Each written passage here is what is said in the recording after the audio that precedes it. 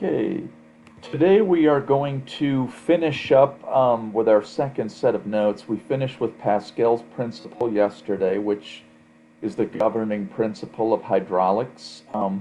Today we are going to discuss Archimedes' principle, and this deals with the subject of buoyancy.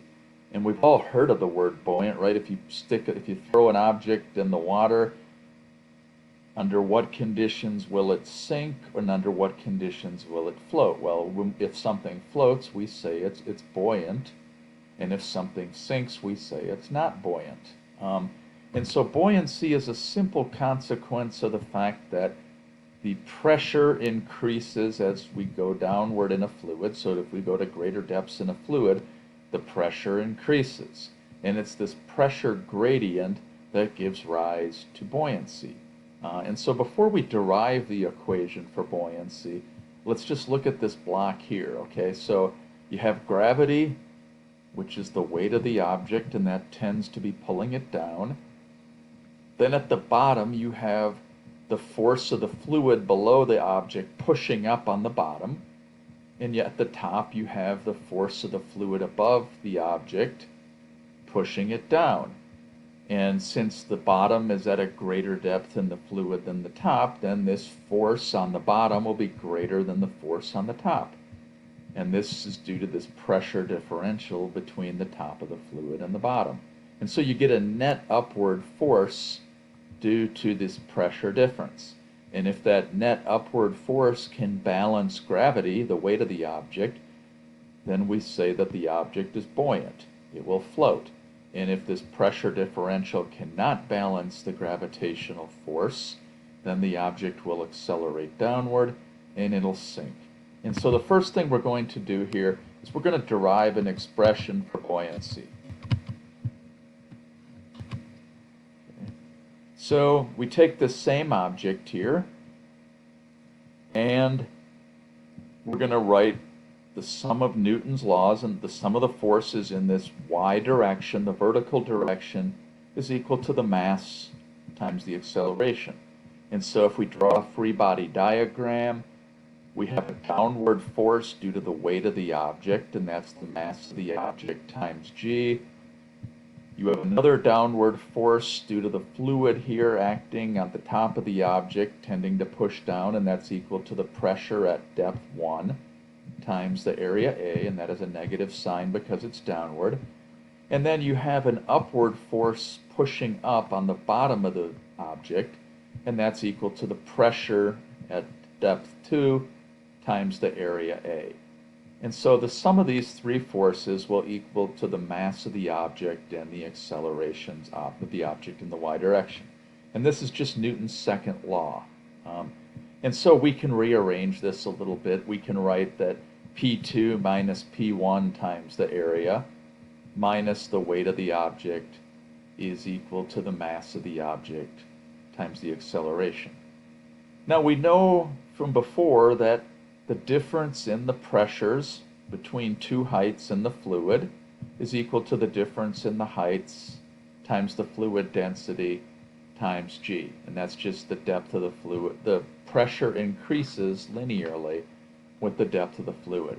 So we're going to substitute the right-hand side in for P2 minus P1 in the left-hand side of Newton's laws, and we get this equation right here. Now, the difference in the height, h2 minus h1, which is the height of this cylinder, this object, times the area, is just the volume of the object, and that's equal to the volume of the displaced fluid. And so we can write this as V displaced right here.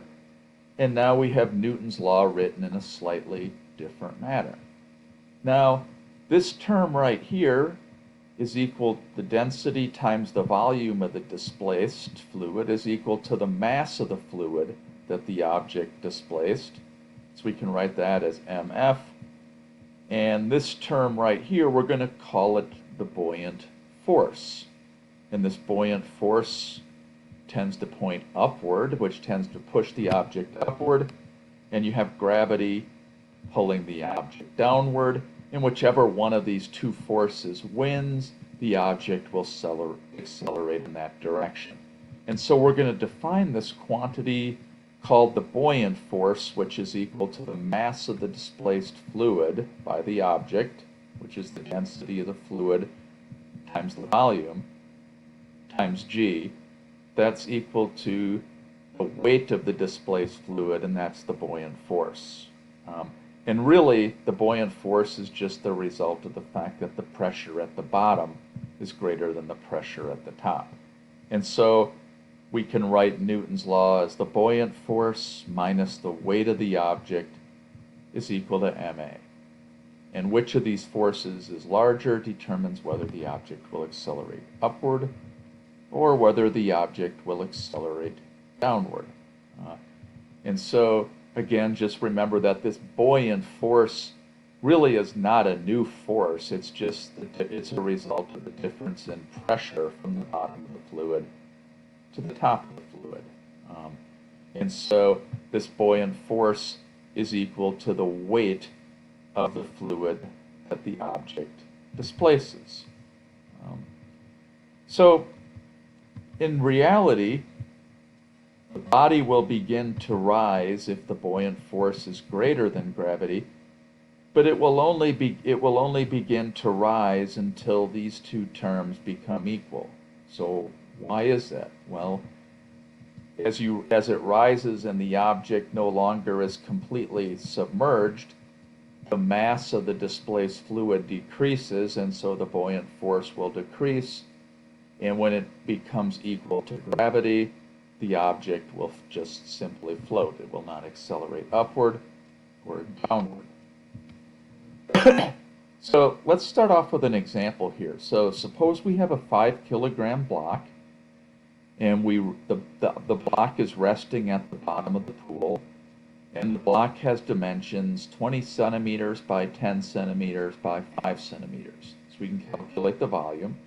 So what we want to do first is want to calculate, before we calculate the force required to lift the block, we're going to draw the free body diagram with all the forces acting on the block. And then what we want to know is how much force does someone need to apply to lift the block from the bottom at constant velocity. Once we get the force, we can multiply by displacement, and if we know the depth, we can calculate the work. So here we are here. So we have the weight of the block acting downward, we have the buoyant force acting upward, and then we're going to have to exert an applied force to overcome the difference between the weight of the block minus the buoyant force. And so if we want to carry the block upward at constant velocity means the sum of the forces is 0, and so we get that the upward forces due to the buoyancy and the applied forces must balance the weight of the block. Okay? And so we're trying to solve for how much force we need to apply, so we're going to solve for the applied force. It's just the difference between the weight of the block minus the buoyant force. So now we plug in the weight of the block is the mass times g. The buoyant force is the mass of the displaced water times g. And we can write that in terms, the mass of the water is the density of the water. The volume displaced by the fluid is the volume of the block. And so we can calculate the buoyant force. Okay, so the density of water is 1,000 kilograms per meter cube. We write the volume of the block in terms of each dimension in terms of meters, and we multiply by g, and we get that the buoyant force is 9.8 newtons. Okay. The weight of the block is the mass of the block times g, and that's 49 newtons. And so there's a net downward force between the block and the buoyant force, which is 39 newtons with 2 sig figs. And so this applied force must be enough to counteract this unbalanced force. And so the applied force of 39 newtons must be applied to lift the block upward from the bottom at constant velocity. Now, to determine the work done by the block, we need to multiply the force by the displacement, and the depth of the fluid is 10 feet, which is 3.04 meters, and so we multiply that by the net applied force, and we get that we must do 118 joules of work in order to lift the block from the bottom of the water at constant velocity. So let's do another example here. So suppose we have a chunk of ice, and the ice is sitting on top of a glass of water. We put an ice cube on water, and what we want to know is how much of the ice cube is going to be submerged underneath the surface of the water, and how much will be above the water.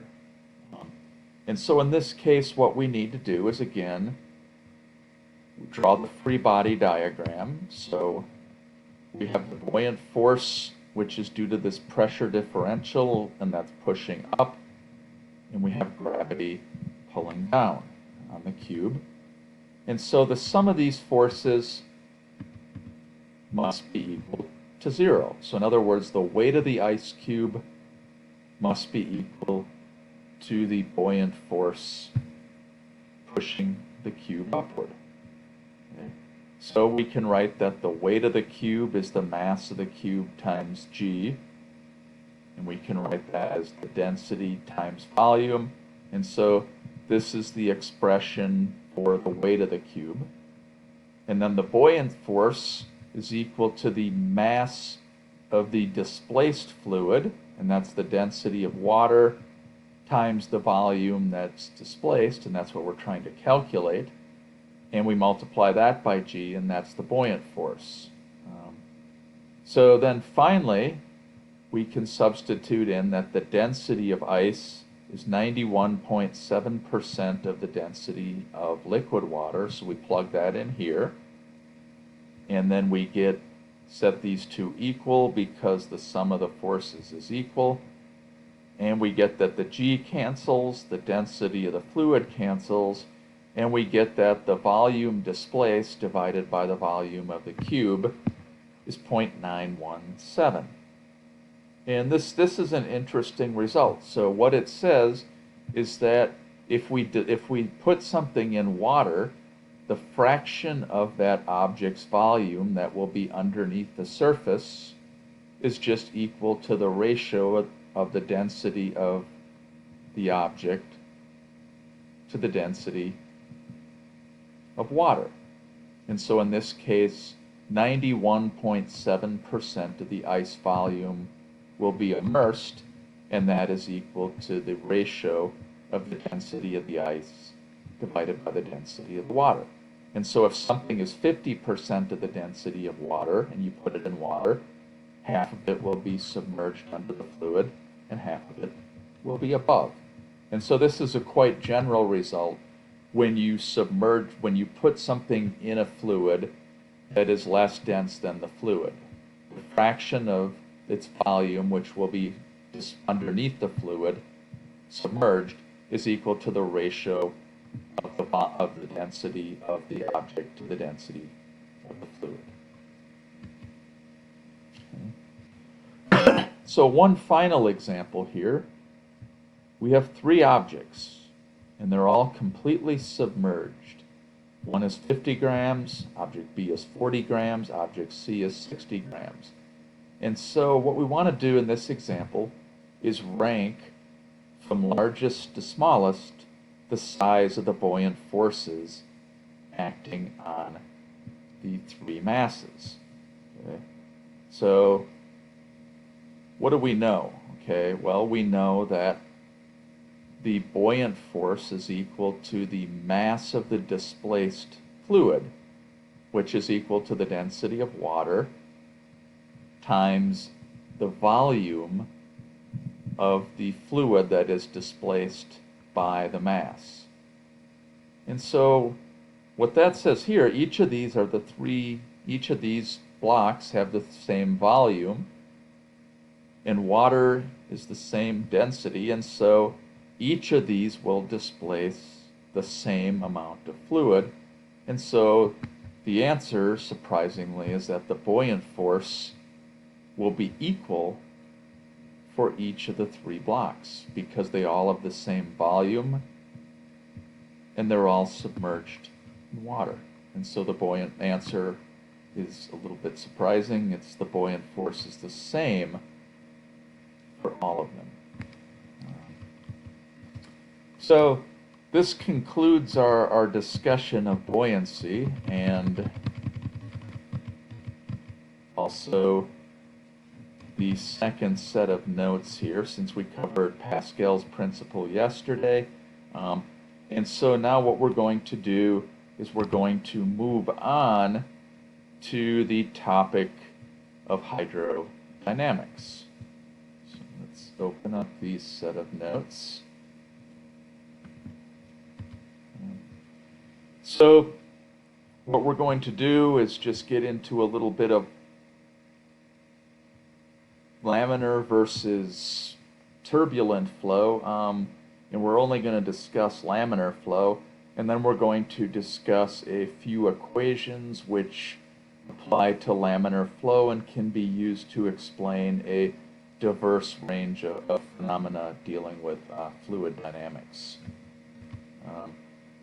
So when you're done, here's the learning objectives.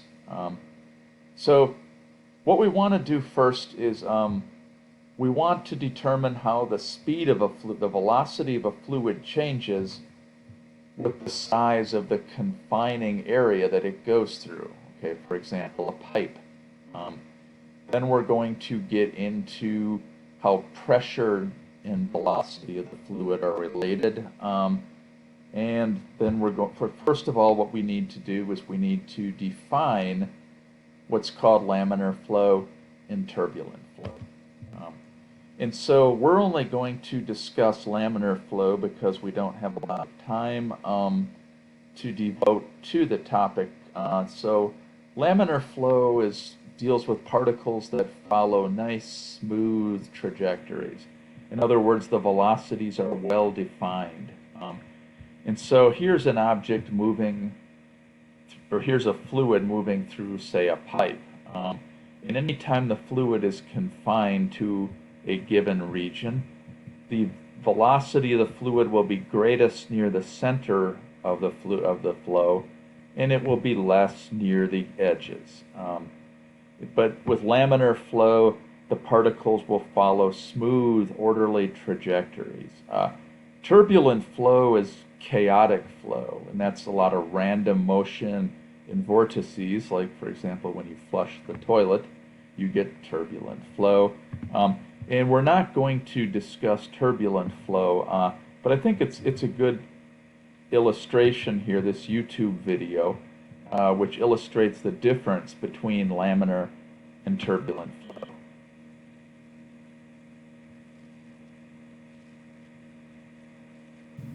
We're going to use a kitchen sink faucet to demonstrate the difference between turbulent flow and laminar flow.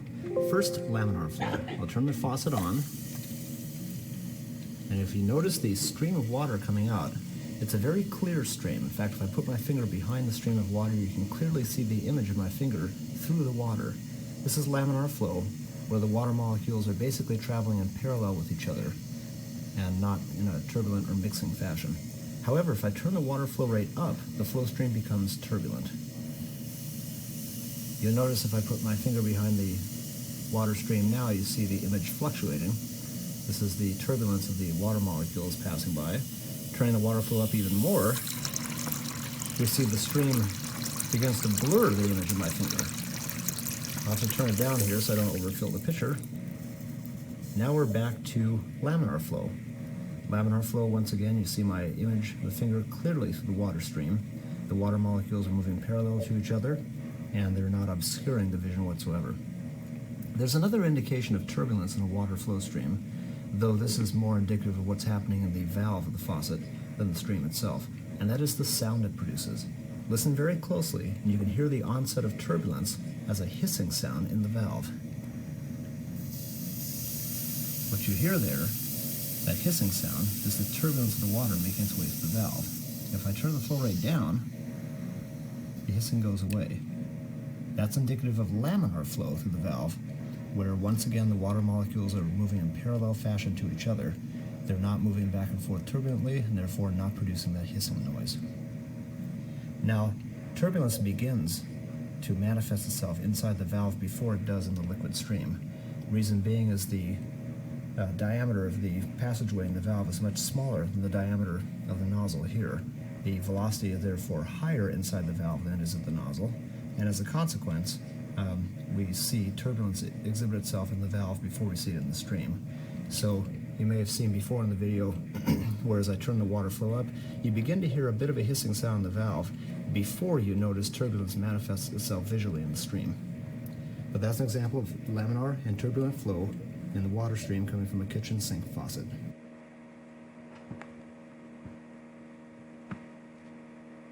Okay.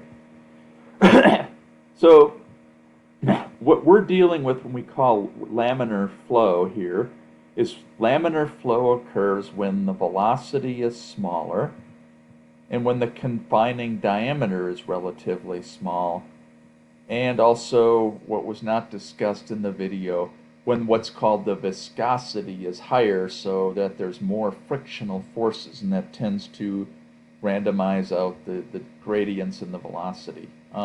So when we say we're going to deal with laminar and not turbulent, what we're saying is that we're going to be dealing with fluids under the conditions that the velocity is relatively small and that the confining diameter is relatively small. So when we get to turbulent flow, the equations that we're going to be deriving do not work, and it gets a little more complicated. So the first thing what we're going to do is, as you saw in the video, the velocity of a fluid was greatest where the area, the diameter, was smallest, and the velocity is smallest in the area where the diameter was largest, for example, the nozzle and the valve. And this simply comes out of what's called conservation of mass, or the continuity equation here. And so suppose we have two pipes and we join them, and the first one has an area A1 and the second one has an area A2. Okay? In a given time delta t, this shaded area of mass, fluid volume, will flow past this given point here. And the volume is equal to the area times the length of this little section. And the length is just equal to the speed of the flow times the time that it takes to move by the point. So V times delta t is the length, and the area is A1. And so the volume of flow right here that will cross this point in a time delta t is A1 times V1 times delta t. The volume of flow that will cross this point here in the time delta t is equal to A2 times this length of fluid, L2, delta L2, which is the speed of the fluid here at point 2 times delta t. And this is what's the volume of flow past a given point in a given time.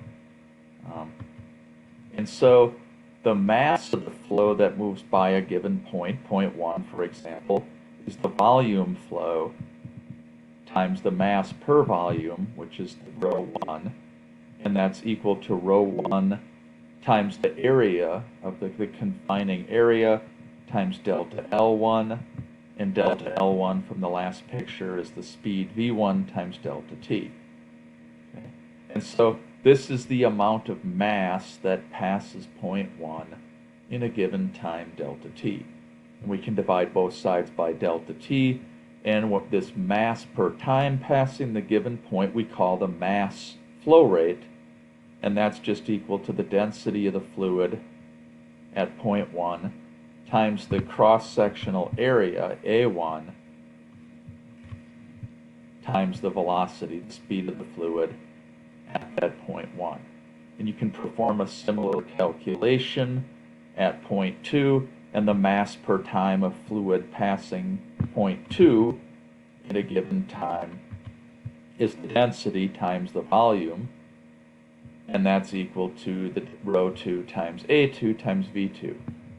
Now the mass passing point 2 at a given time must be equal to the mass passing point 1 at a given time, because if it weren't, fluid would tend to pile up somewhere in the fluid if more mass was passing one part of the fluid than another.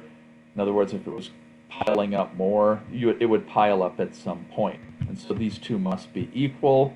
The mass flow rates must be equal everywhere in the fluid, which says that the product of density times area times the velocity of the fluid must be the same at all points in the fluid.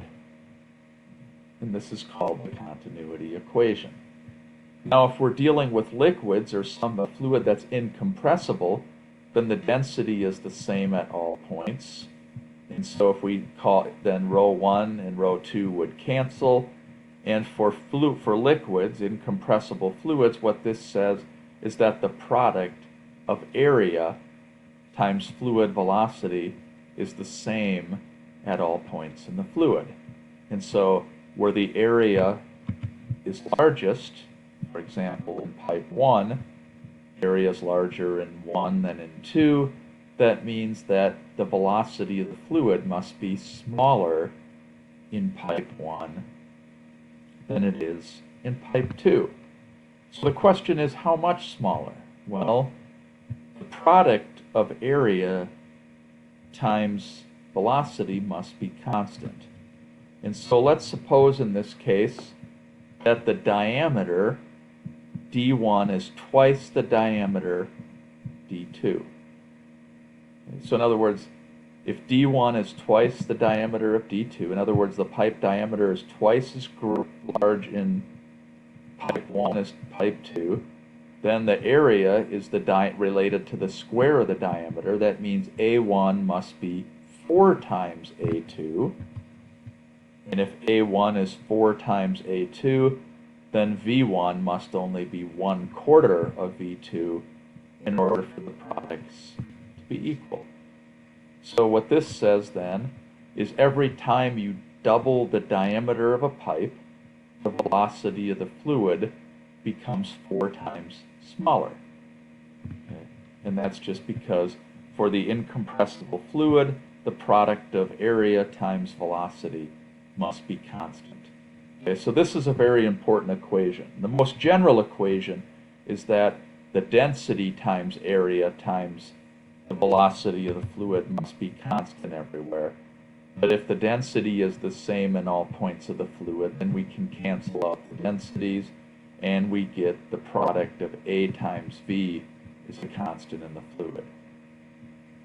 So if you look at area has dimensions of meters square, velocity has meters per second, and so this product of A times V is meter cubed per second, or volume per time, and this quantity A times V is called the volume flow rate. And so for liquids, incompressible fluids, the volume flow rate of the fluid, volume per time, crossing a given point must be constant everywhere. Greater area, smaller velocity. Smaller area, larger velocity. And this is called the continuity equation. So this is an important equation that you might want to keep in mind for quizzes and exams. Let's apply that along with another important equation, which we're not going to derive. It derives in the book. It's derived in your text. And this is what's called Bernoulli's equation. And all Bernoulli's equation is it's a consequence of the work-energy theorem. So, in other words, if you have a pressure gradient in a fluid, that's going to do work. And so if P1 is greater than P2, or if P2 is greater than P1, you get a pressure gradient. you get a net force acting on the fluid, and that's going to do work on the fluid, and the net work is going to change the fluid's kinetic energy and its potential energy. And so what Bernoulli's equation says is that the product, if we rearrange the terms, the product of pressure times the kinetic energy per volume times the gravitational potential energy per volume must be the same at all points in the fluid. And so if we look at this equation, 1/2 rho v squared, that looks a lot like kinetic energy, right? Kinetic energy of a body of mass m is 1/2 mv squared. Kinetic energy per volume is 1/2 density times v squared. Similarly, the body of mass m had gravitational potential energy mgh. The potential energy per volume of a fluid is mass per volume times g times h. And so the product, the sum of the potential energy per volume plus the kinetic energy per volume plus the pressure must be equal at all points in the fluid. And this is what's called Bernoulli's equation. And this applies for laminar flow of a fluid. Okay, so let's look at this example here. So you have fluid flow through two different portions of a pipe. And they're both at the same height, so it's horizontal flow, and so they both have the same gravitational potential energy per volume, so we can cancel out these two terms. And what this says is that the speed, the velocity of the fluid will be greater where the pressure is lowest, because the sum of these two terms, pressure times the kinetic energy per volume, must be the same at both points in the fluid. So where is the pressure going to be greatest, and where is it going to be smallest? Well, the pressure is going to be greatest where the velocity is smallest. Okay? Now, if we go back to our equation of continuity, the velocity of the fluid is largest where the area is smallest, and the velocity is smallest where the area is largest. Okay, so here we have a larger area in pipe 1, or in portion 1 of the tube, and so a larger area means that V1 is less than V2. So the velocity is greatest where the confining area is smallest. So V2 is greater than V1 because the confining area is smallest. And if V2 is larger, that means P2 has to be smaller to keep the sum of these two terms the same. So greater velocity, smaller pressure. Smaller velocity, greater pressure. And what that says here is that the pressure P2 at this point in the fluid must be less than the pressure P1.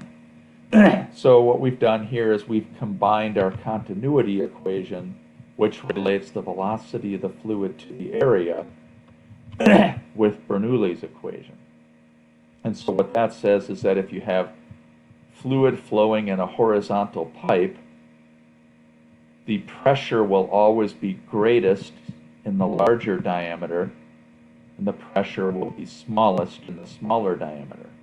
And that's just because the velocity is greatest, the pressure smallest. There's a few other examples of this that we're going to go over that are kind of cool. So the first one is the levitated balls. You may have seen this in high school physics. This is a demonstration of Bernoulli's principle. I taught for 24 years in West Virginia, and our home in West Virginia had a heat vent that was on the floor, and so the hot air came up through that vent into the room. And one day the kids had a balloon, and that balloon was balancing in midair above that heat vent. And I thought, well, how in the world does that work? And it's actually quite interesting. So this is the phenomenon. We've got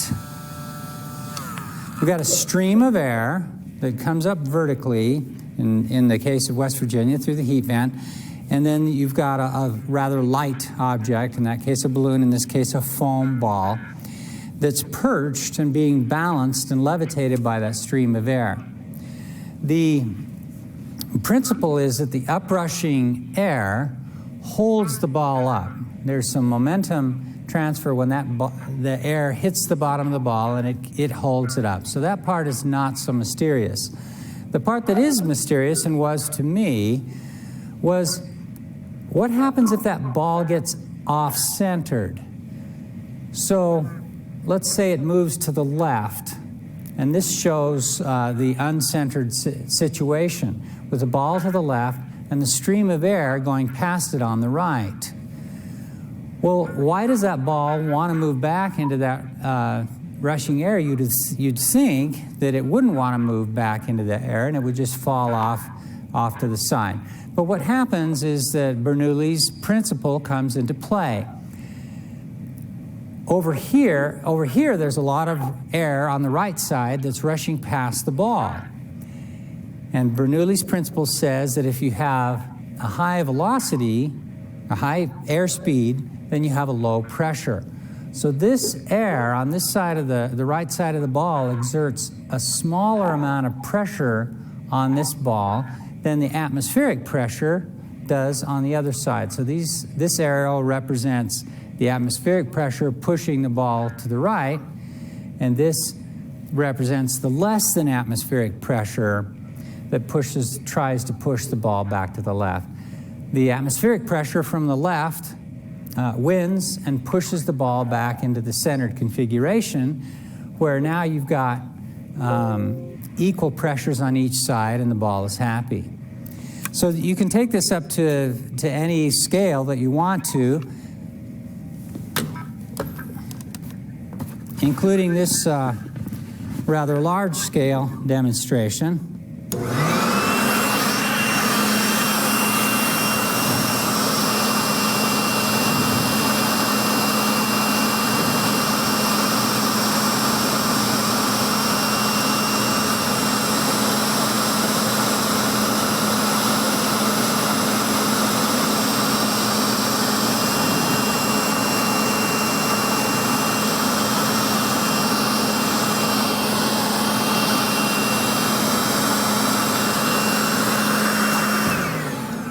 And that is Bernoulli's principle.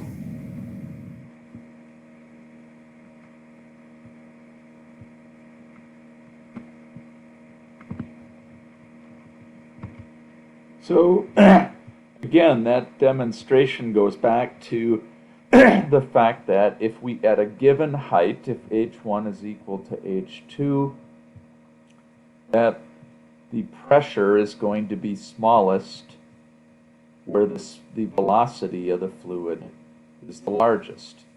And so then what happens then is where the velocity is largest, the pressure is smallest, and the ball tends to get trapped in that area of fast-moving fluid because it's at the lowest pressure. And so you can try this at home. Take a ping pong ball and a hairdryer, and it's pretty cool. But this is all a consequence of Bernoulli's equation. So a similar example is what gives rise to the lift of an airplane wing. And again, this is a simple consequence of Bernoulli's. So what happens, here's your airplane wing, and the speed of the air going over the wing is larger on the top than on the bottom. Okay? And that can be visualized. In this case, the streamlines, which are these lines of constant velocity, are closer together, and the airspeed is faster above the wing than below. Well, if the airspeed is faster above the wing, that means the pressure is lower, and the pressure is higher below, which means there must be a net upward force due to this pressure differential, just like buoyancy. And so this is what's called dynamic lift. Lower speed below the wing gives rise to larger pressure. Higher speed of the air above the wing gives rise to lower pressure.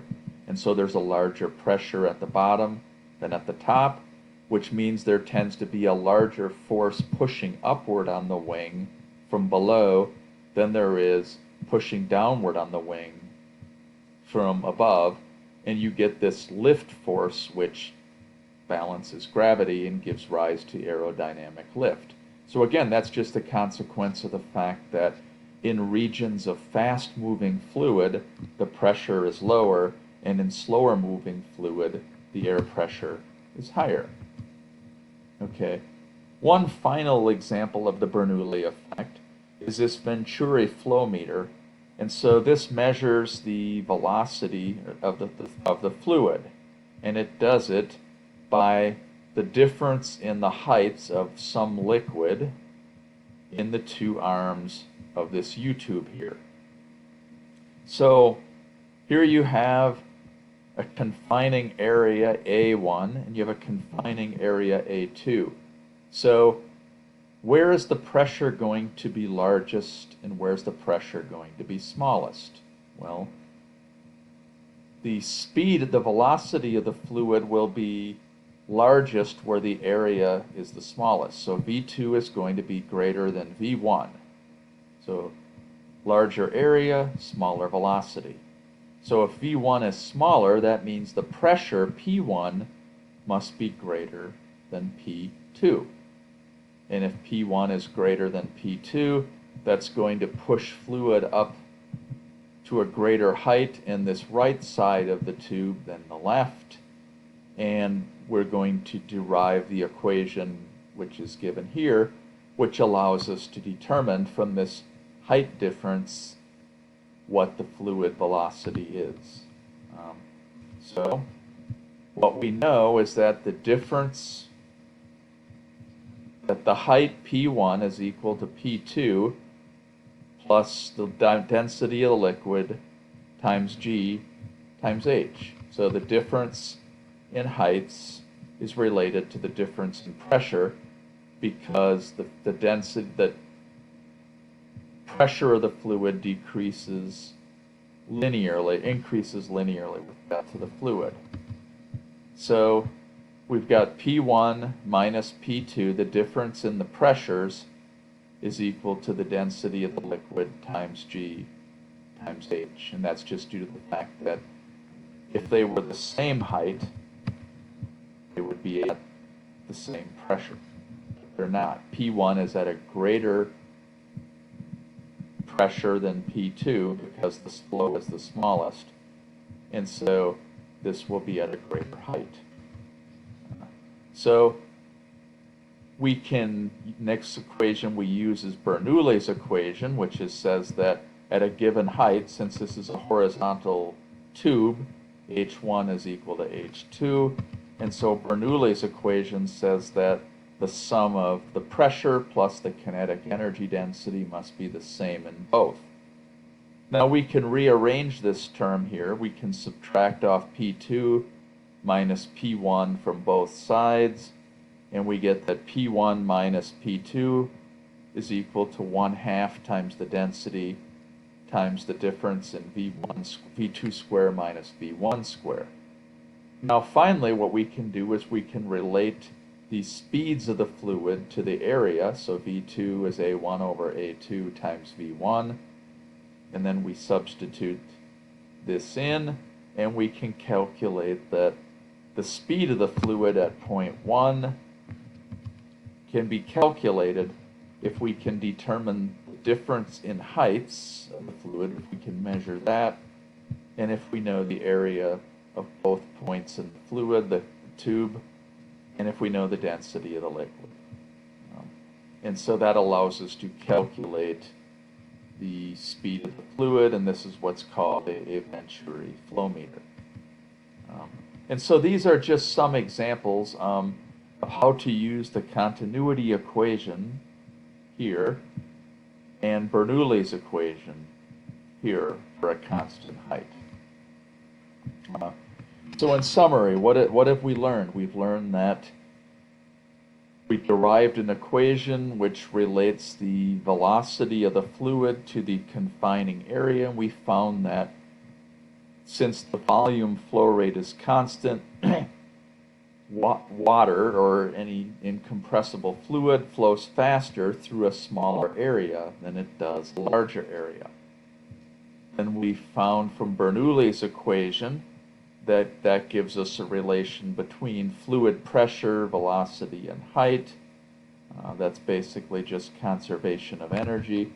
And we did a few examples with it. So to finish off here, let's look at this example right here.